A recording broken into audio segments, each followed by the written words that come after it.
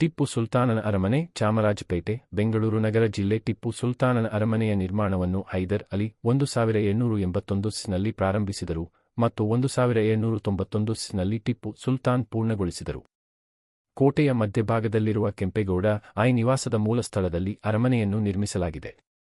ಇದು ಹಳೆಯ ಕೋಟೆಯೊಳಗೆ ಈಗ ಅಸ್ತಿತ್ವದಲ್ಲಿರುವ ಏಕೈಕ ಭವ್ಯವಾದ ರಚನೆಯಾಗಿದೆ.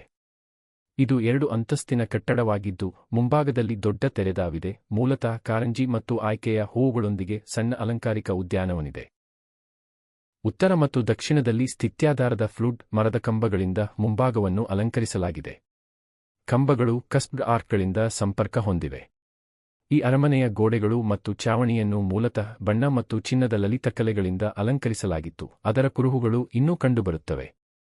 ಮೇಲಿನ ಮಟ್ಟದ ಪೂರ್ವ ಮತ್ತು ಪಶ್ಚಿಮ ಭಾಗಗಳಲ್ಲಿರುವ ಬಿಡುವುಳ್ಳ ಟೈಲ್ಗಳು ರಾಜಸಿಂಹಾಸನವನ್ನು ಹೊಂದಿದ್ದು, ಅಲ್ಲಿ ಸುಲ್ತಾನ್ ರಾಜ್ಯದ ವ್ಯವಹಾರಗಳನ್ನು ನಡೆಸಿದರು.